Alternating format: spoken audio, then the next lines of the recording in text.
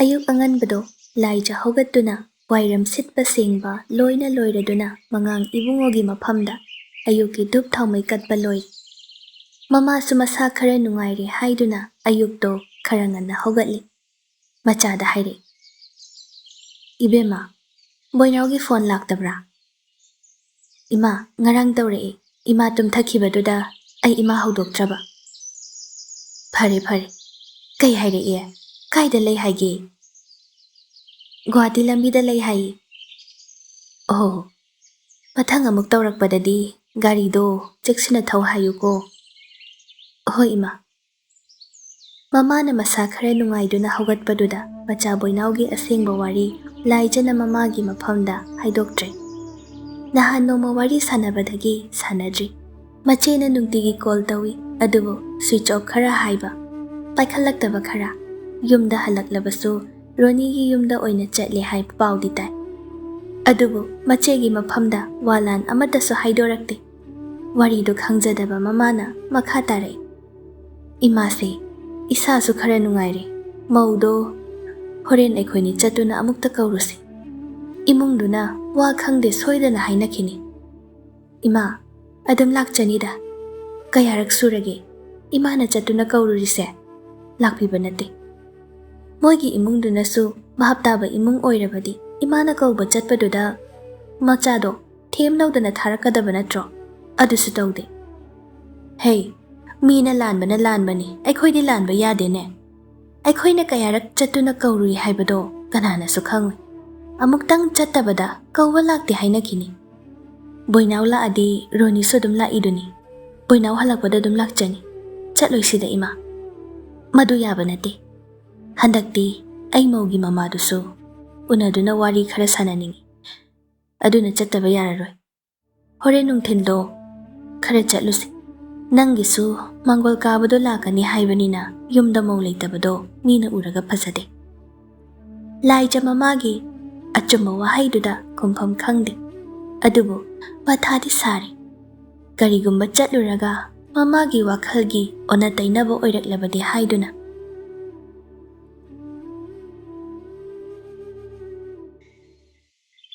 Pathauna mikap tholakpada magi kada leirambaduda ingak-ngakna chumlibra khanduna kagi akoibada yengi. Kamdauna hoteldagi yumda lakhibano haibado makok paiduna khalli. Adubu hidaki mayaina kanmankhibana ningsingba thoktre. Thebana soidana upayama tawraga mabu yumda purakpa oiramgani khanduna thebabu sauningna kaurai. Thebasu pathauna kaubadu tabada hobe chele. Tamo hogatlabo. Ay ngarang yumda kamay hale. Ayna ayumda lakhiroi haiba natro. Tamo ngarang numidang tamo mathanta halakpado amta ningsingbidrabo. Aybo garidi. Adusu tamo na dum thauraga laidudi. Theba karan nganganu. Nangna kadar tawraga ayumda purakpa soidana oiramgani. Natida tamo. Thaina ni manager na ngarang phone tawrai. Tamo na get hangdo mo hayana thajadraga manager da jo hangu. Yar chalo. Silchar da leiringai matamda pathauna amuk wantha khai hidak thaktuna leiba matamda thebana kupsen sena jarakpani. Hidak thakphamdagi halaku haiba yadabada thebana lausing tawduna marak tasu themduna pathaubu yumda purakpasu yawi. Asumna thebana mabu mayamba makni khanjaduna kupna sena jarakpado khangbana pathaunasu thebabu manau makni khanjai koijade. Pathau mit uisinduna ningsingnaba hotnai adubu ngamdre. Phone do hangdoktuna manager da call tawge tawbaga laijagi number do call history da yaurambadu ubada mamito khangsingi.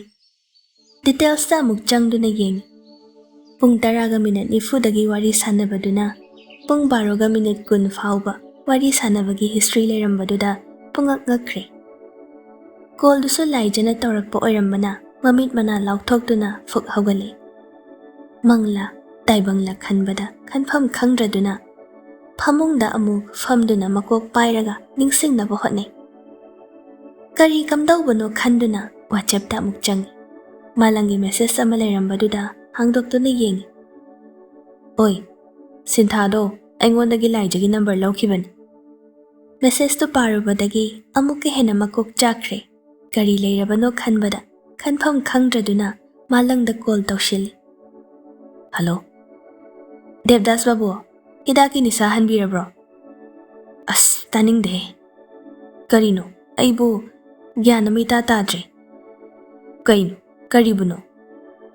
Sinthado, laijagi number lauki hairido karigini haike. Aisu adudi hangubada pharak khara taradrana hanghodre. Ngarangdo, laija call tawrami. Fana kuina wari sane. Adubu luribadi, ayamata ningsingdre. Hidaki manelduna. Ngaw khodana. Kharaga ngaw khoba. Aina nanga wari sanaraga khara wakhal lakadrana khallaga nangna marolama. Aduk thamoi kaina nangna mabu khanduna leiraga. Maga kari wari sanaki haiba phau ningsingdradi loire kaino. Kana khangba. Mabu lawba lao kaina haira ambaso.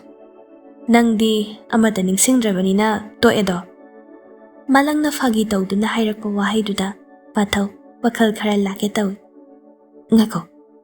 Lawba lakpa. Pathau khangning ningsinglei. Mana laijada lawba lake haina haikiba matangdo. Malangna amu. Kaidawre. Bye. Ai gyan kharadi lai. Yumda leiramisina kamai tawrino khangdre. Nang yum halabo? Haugalakpada yumda leiram. Thebana haibada isana lakjai hairi. Kaino ne? Sinthana laijagi number laukiba. Laijana nangbu call tawrakpa. Nangsu yumda hallaba. Sinthanaga laijada haiba jalo. Nang yumda hanjanaba haibiyo kaina. Adusu amuk khangdabanina. Malangna wakhal thadaribadu tabada pathau gyan khanglaglai. Ningsinglai. Laijana kapado themnaba hotnabada yumda halakiba. Geta gari do khetpagi makhol tabada laijana fonda pakhatna kawrakiba. Hotel dagi tholakpada security nupaduga wari sanakiba. Laijana yumda hallo haibagi haugatuna tholakiba. Ningsinglai laijana mabu kaphalli haina kaptuna wakatlakiba. Nungshimankre mikupsida lapnakrabi mahakbu. Ningsinglai amata chithada. Laijaga sanakiba wari pumba. Taraki napada nungsiraba khonjelduna wajana hairakiba kaya. Nungsina chairakiba matau warauna khumlakiba paukhum. Kaptuna phongdorakiba thamoigi marol. Pathau mamit uishinduna khonjeldubu laksinaba amuk hanna tanaba hotnai. Laija mama na haibado kakpa yadraduna mama puduna Ronigi mapamda lakli. Ronigi mamaga mangolda wari sanaringai thongalomdagi mamau Roni amadi macha boinau khau achauba khara yanduna changminarakpado ubada mama sakhisu laijasu ingak ngakre.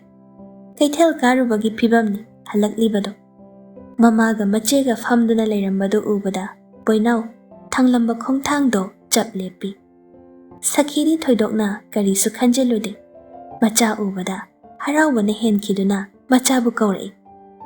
Aima, nangdi yum laaga lae so haidaba nachenadi langfaida leiri haina tambani.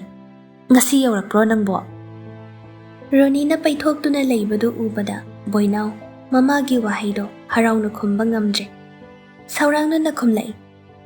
Ima, sida kaidauba laino? Aibo ngang machadawna yumdaina khangna dum laktaw leiraduba. Aikhoidi nang yumda halai haibasu khangdana. Imaubu kaurusi haidana nache aikhoini laklibani.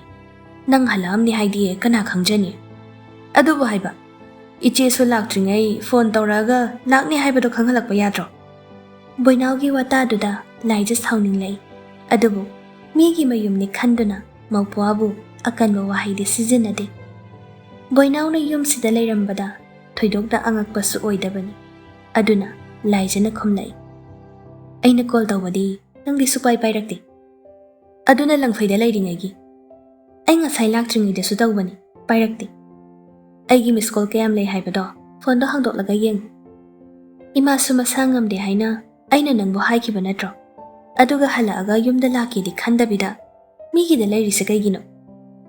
ꯂꯥꯏꯖꯒꯤ ꯋꯥꯍꯩꯗꯨꯗ ꯔꯣꯅꯤꯒꯤ ꯃꯃꯥꯅ ꯈꯨꯝꯂꯩ, ꯏꯕꯦꯝꯃ, ꯑꯩꯒꯤ ꯌꯨꯝꯁꯤꯁꯨ ꯃꯈꯣꯏꯒꯤ ꯌꯨꯝꯅꯤ, ꯌꯨꯝꯒꯤ ꯌꯨꯝ ꯆꯞ ꯃꯥꯟꯅꯩ, ꯏꯕꯦꯝꯃꯅ ꯃꯤꯒꯤ ꯌꯨꯝ ꯍꯥꯏꯕꯗꯨꯗꯤ ꯍꯥꯏꯒꯅꯨ꯫ ꯍꯟꯗꯛꯇꯤ ꯁꯈꯤꯅ ꯑꯣꯛꯇꯨꯅ ꯈꯨꯝꯂꯩ, ꯏꯕꯦꯝꯃ, ꯃꯆꯦꯅ ꯍꯥꯏꯔꯤꯁꯦ ꯏꯕꯦꯝꯃ ꯍꯣꯏꯕꯨ ꯃꯤꯇꯣꯞꯅꯤ ꯍꯥꯏꯕ ꯅꯠꯇꯦ, ꯂꯪꯐꯩ ꯍꯜꯂꯛꯑꯗꯤ ꯃꯃꯥ ꯑꯩ ꯑꯃ ꯂꯩꯔꯤꯕꯅꯤꯅ ꯌꯨꯝꯗ ꯂꯥꯛꯄ ꯐꯕ꯭ꯔꯥ ꯈꯟꯕꯒꯤ ꯍꯥꯏꯔꯤꯅꯤ꯫ ꯔꯣꯅꯤꯅ ꯃꯃꯥꯒꯤ ꯃꯤꯆꯪ ꯆꯪꯗꯨꯅ ꯕꯣꯏꯅꯥꯎꯗꯣ ꯑꯣꯟꯁꯤꯜꯂꯒ ꯈꯨꯝꯂꯩ, ꯑꯩꯈꯣꯏꯅꯗꯤ ꯋꯥꯈꯜꯁꯦ ꯌꯥꯝ ꯆꯥꯎꯅ ꯑꯗꯨꯝ ꯈꯟꯗꯣꯛꯄ, ꯑꯗꯨꯒ ꯅꯣꯏꯒꯤ ꯏꯃꯨꯡꯁꯤꯅ ꯁꯨꯝ ꯄꯤꯛꯅ ꯈꯟꯕ꯫ ꯑꯩꯅ ꯅꯪꯁꯦ ꯃꯐꯝꯁꯤꯗ ꯐꯥꯗꯨꯅ ꯊꯝꯕꯁꯦ ꯉꯥꯏꯈ꯭ꯔꯦ, ꯃꯣꯏꯅ ꯑꯩꯉꯣꯟꯗ ꯌꯦꯡꯕꯤꯔꯤꯕ ꯃꯤꯠꯌꯦꯡꯁꯦ꯫ ꯃꯔꯩ ꯑꯣꯏꯅ ꯆꯠꯈꯤꯗꯧꯔꯦ ꯈꯜꯂꯗꯨꯅ ꯃꯃꯥ ꯁꯈꯤꯅ ꯁꯝꯖꯤꯜꯂꯩ, ꯐꯔꯦ, ꯑꯃꯕꯨ ꯑꯣꯏꯔꯁꯨ ꯑꯃꯕꯨ ꯑꯣꯏꯔꯁꯨ, ꯕꯣꯏꯅꯥꯎ, ꯅꯪꯁꯨ ꯂꯥꯛꯑꯝꯕ ꯌꯥꯝ ꯐꯔꯦ, ꯅꯨꯃꯤꯠꯁꯨ ꯐꯩ, ꯃꯧꯒ ꯄꯨꯟꯅ ꯆꯠꯈ꯭ꯔꯁꯤ, ꯌꯨꯝꯗꯣ ꯌꯨꯝ ꯑꯣꯏꯅ ꯄꯥꯟꯅꯕ ꯑꯃꯨꯛꯇ ꯇꯧꯁꯤ꯫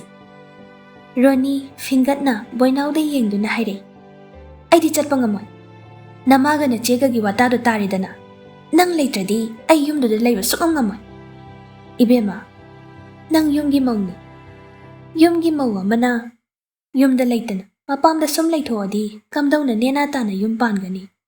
ꯃꯗꯨ ꯇꯧꯅꯕ ꯊꯕꯛ ꯅꯠꯇꯦ, ꯏꯃꯥꯅ ꯂꯥꯛꯏꯉꯩꯁꯤꯗ ꯌꯨꯝ ꯍꯟꯅꯕ ꯇꯧꯁꯤ꯫ ꯕꯣꯏꯅꯥꯎ ꯃꯃꯥꯒꯤ ꯋꯥꯗꯣ ꯑꯣꯛꯇꯨꯅ ꯈꯨꯝꯂꯩ, ꯏꯃꯥ ꯀꯩꯅꯣ?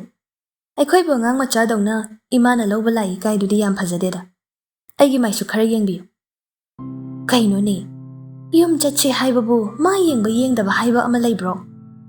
ꯕꯣꯏꯅꯥꯎꯒꯤ ꯋꯥꯗꯨꯗ ꯂꯥꯏꯖꯅ ꯑꯃꯨꯛ ꯈꯨꯝꯂꯛꯏ, ꯕꯣꯏꯅꯥꯎ, ꯑꯩꯅꯁꯨ ꯍꯥꯟꯅ ꯍꯥꯏꯔꯤꯗꯨꯅꯤ, ꯅꯪ ꯍꯜꯂꯛꯑꯒ ꯏꯃꯥꯒꯤ ꯃꯁꯥꯁꯦ ꯗꯣꯛꯇꯔꯗ ꯑꯃꯨꯛꯇ ꯌꯦꯡꯊꯣꯛꯎꯁꯤ ꯍꯥꯏꯗꯅ꯫ ꯏꯃꯥꯒꯤ ꯃꯁꯥꯁꯦ ꯏꯁꯦꯡ ꯁꯦꯡꯗ꯭ꯔꯤꯕꯅꯤ, ꯉꯁꯤꯁꯤꯗ ꯂꯥꯛꯏꯁꯤꯁꯨ ꯏꯃꯥ ꯃꯁꯥ ꯉꯝꯗ ꯂꯥꯛꯏꯅꯤ꯫ ꯉꯝꯗ꯭ꯔꯗꯤ ꯏꯃꯨꯡꯗ ꯇꯨꯃꯤꯟ ꯄꯣꯊꯥꯔ ꯂꯩꯌꯨ ꯌꯥꯗ꯭ꯔꯣ? ꯀꯣꯏꯆꯠ ꯆꯠꯂꯒ ꯑꯅꯥꯕ ꯍꯦꯟꯖꯜꯂꯒ ꯑꯩꯈꯣꯏꯕꯨ ꯋꯥꯅꯕ ꯁꯤꯜꯂꯤꯔꯣ? ꯕꯣꯏꯅꯥꯎ, ꯀꯩꯅꯣ ꯅꯪꯅ ꯍꯥꯏꯔꯤꯕ ꯃꯌꯥꯝꯁꯦ? ꯏꯃꯥꯅ ꯃꯁꯥ ꯉꯝꯗꯅ ꯂꯩꯔꯛꯂꯤꯁꯦ ꯀꯌꯥꯝ ꯀꯨꯏꯔꯦ?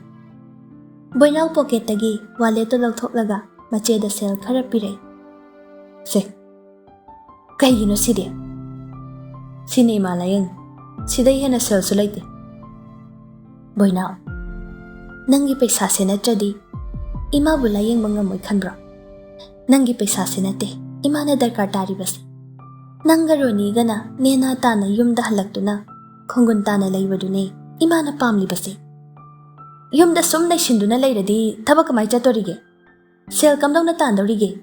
ꯏꯆꯦꯅ ꯍꯦꯟꯅ ꯚꯥꯞ ꯇꯥꯕ ꯌꯥꯔꯤꯕꯅꯤ, ꯎꯄꯥꯏ ꯂꯩꯇꯕꯩ ꯆꯠꯂꯤꯅꯤ, ꯆꯠꯅꯤꯡꯕ ꯅꯠꯇꯦ꯫ ꯑꯗꯨꯒꯤ ꯁꯦꯜꯁꯦ ꯄꯤꯔꯦꯗꯅ, ꯁꯤꯁꯨ ꯑꯃꯨꯛ ꯂꯧ ꯍꯥꯏꯕ ꯌꯥꯗ꯭ꯔꯗꯤ ꯑꯩ ꯎꯄꯥꯏ ꯂꯩꯇꯦ꯫ ꯃꯆꯥꯅ ꯑꯉꯥꯎꯕꯒꯤ ꯆꯣꯏꯔꯣꯜ ꯃꯥꯟꯅ ꯉꯥꯡꯂꯤꯕꯗꯣ ꯃꯃꯥ ꯁꯈꯤ ꯇꯥꯕ ꯉꯝꯗ꯭ꯔꯦ, ꯍꯛꯆꯥꯡꯁꯨ ꯈꯪꯁꯣꯟ ꯁꯣꯟꯊꯔꯛꯏ, ꯁꯣꯔꯗꯨ ꯆꯥꯎꯅ ꯍꯣꯟꯗꯨꯅ ꯈꯣꯟꯖꯦꯜꯁꯨ ꯅꯤꯛ ꯂꯥꯎꯅ ꯍꯥꯏꯔꯛꯏ, ꯑꯗꯨꯗꯤ ꯅꯪ ꯌꯨꯝꯗ ꯂꯥꯛꯂꯔꯣꯏ ꯍꯥꯏꯕ꯭ꯔꯣ?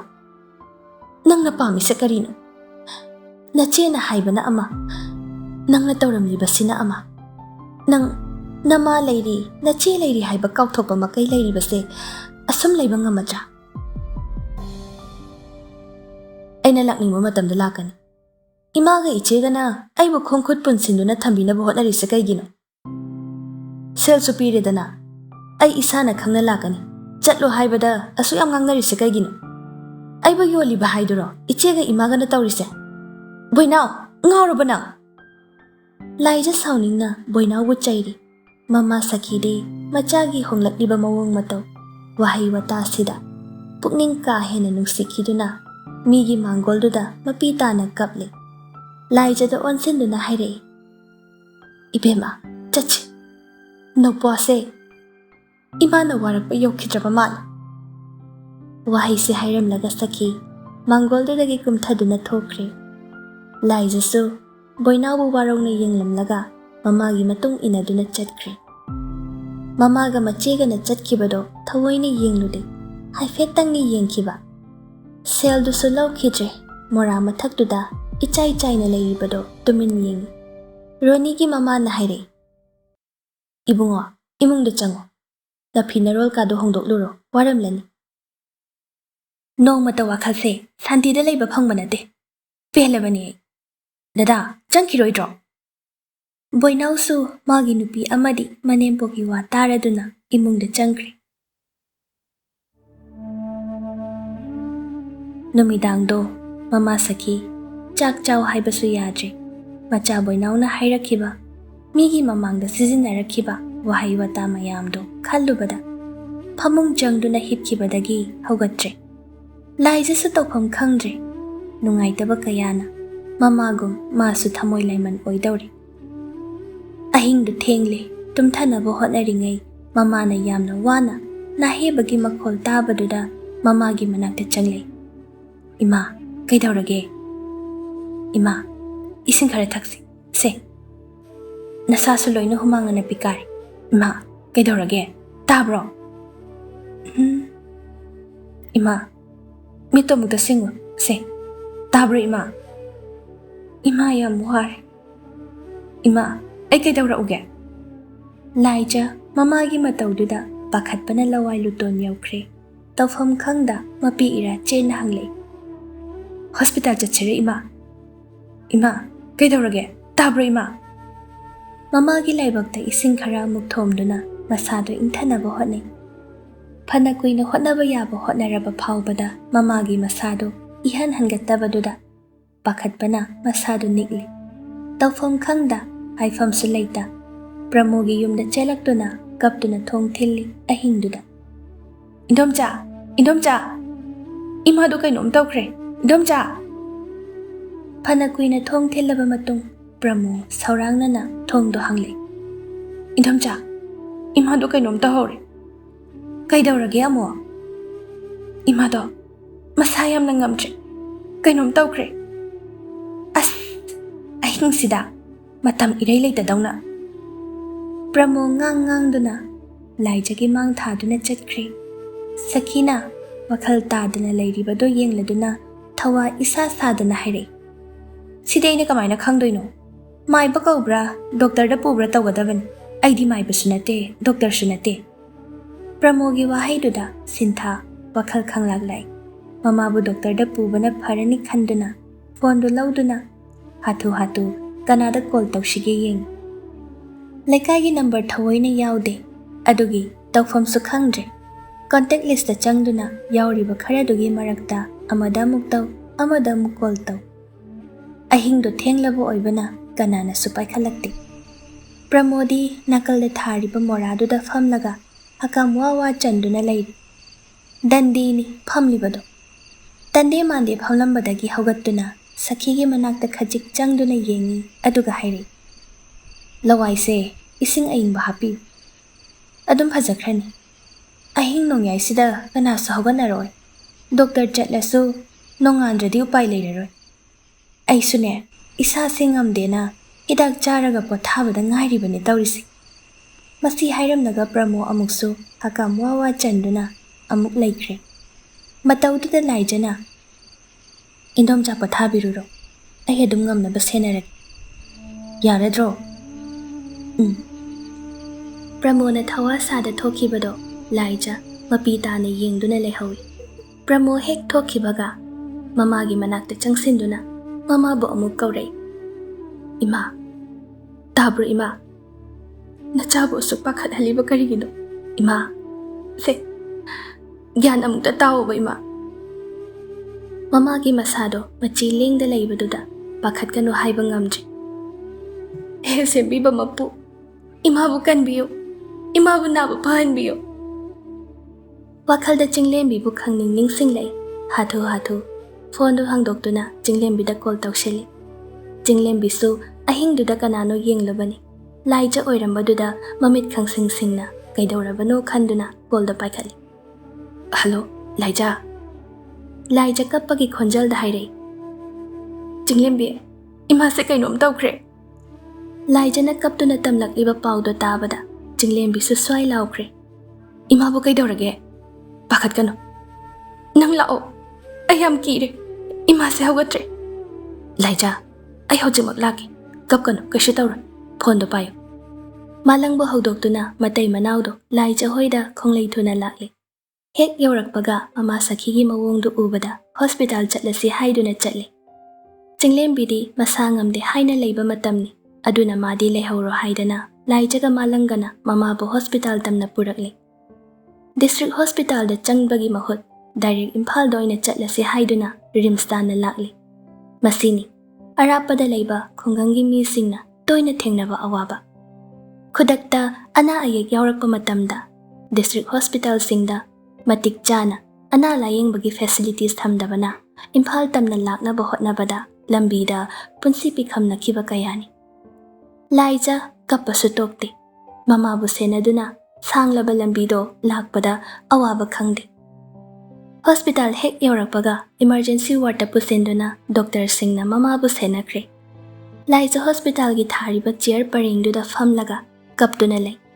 Mamana asoi angam thoklabadi kari oini khanbada pakhatpa thukatpa akiba pumnamak pullarabada kappasu tokpa ngamdre. Malangsu laijagi mataudo yengba ngamdraduna karisu tawroi haina thembiri adubu laija kappa tokte. Nongalakpa adwaida ngarang mana call tawkhiba mayamdo mathang handuna tawnare. Mamagi anabagi paudo tamli mathang. Doctor laktuna mamagi condition pumba hairamni wakhal lainani kuina sangna awaba kaya mayok naraktuna lakpo oibana masada effect lakpani kaishu thoidokpadi tawroi phajana potha hallaga wakhal nungaiba khalhanduna thamlaga phagani takpirami. Madudada laija sor ama hondoi. Doctor na hairamba matung inna drip yanduna mamabu potha halle. Laija malangda onsinduna haire. Damalang imasi damalang na pubira amdradi kari oiramgani ay khangde. Laija wakhal lo yam henjina khalanu. Imaboki damak ekhoi mayam lairisidi nang kaimta waganu ko. Sidagidi aina dum senarasu yarani damalang su thabak lairamgani. Laija noi boinaudi pausi pikrabo. Pide pibana pharoidro. Pireroi damala asana gyan tarak pangairaki. Magi wahaudagini imana ngarang anaba henjin khibado. Malang makhata na hangde. Ay ngasi thoidokpa thabak leite. Imabok na mamit singdri phawba leiba yani. Nathanta lehawbasu nungairo. Haina ringai malangi phone do call ama lai. Pathawgi oirami. Hello, bhai. Nang ngarang haiba listo tharo yengas. Aduga supplier numbers do amta masing thidoksi. Pathawdi kaishu khangda thabaki maramda call tawrakpani. Malang na khumlai. Ayumda leiti horen oina tawrasi. Hojik tawradi phadawn. Kai leige kayam thengdoino. Hospital da lei hojik. Kana kaidawa yaurage. Ima changamdrabo chinglembiro. Nate laijagi imado ngarang ahingdagi kaubangang batadana laikhibadagi hospital yaurakpani.